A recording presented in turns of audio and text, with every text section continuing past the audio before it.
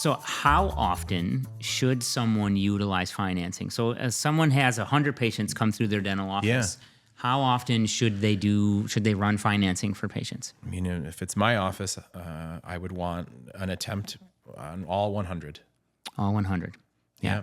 Our highest performing coordinators, and you can correct me if I'm wrong, I know Maxilla tracks this, but our highest performing coordinators are between 50 and 60% of the patients that move forward are using some form of financing. Yeah, I think that's an important KPI or key performance indicator that Maxilla tracks for us in our offices, the ones that we own, and then also for our clients, but also for you. Yeah. Right. It's a number you love to see. Yeah. So when you're hiring in I guess, monitoring, right, an implant coordinator, I can tell you, to the second decimal, what percentage of patients they utilized financing for.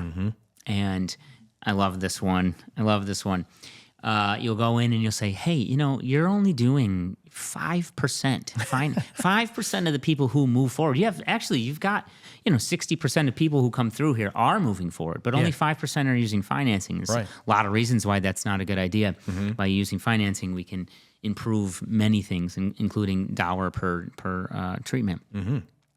But my favorite response to that is, oh, right, you don't understand. Everyone in my office uses cash. Yes. Have you heard this before? Oh, yes. Just a few times. Yeah.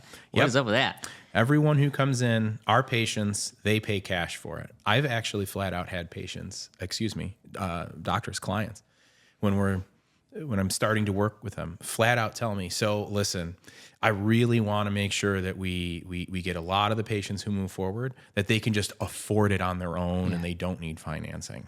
Yeah. What?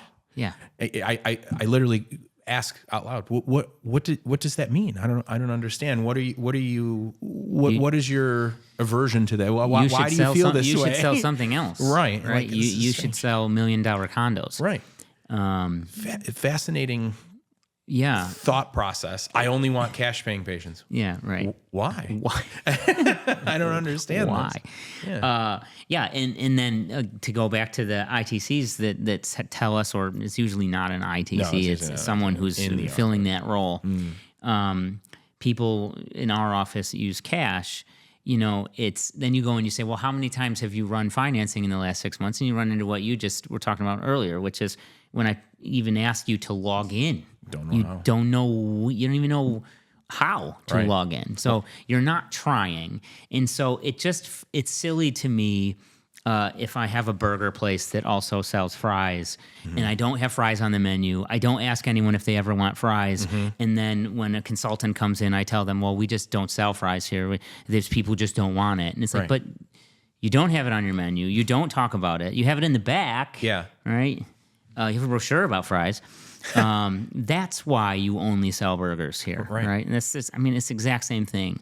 And never, ever have we been told that, people just use cash here and we can get our hands on it. And then it maintains that people use cash inevitably. It just is a silly idea. Right. We're not advocating talk them out of using cash. It's just you're missing a whole subset of people that don't have cash. You're just remembering the ones that do have cash to pay for things. Yeah. It's a whole long list of people that if you just helped them be able to afford it, they would have moved forward too. Yeah. The cash patients are your gravy, your low hanging fruit. Wow, this is great. Yeah. Okay. Well, talk about this person who really wants this treatment but doesn't have the buckets of cash. Anyway, I'm getting into the weeds again. I love that one. I stole that from you.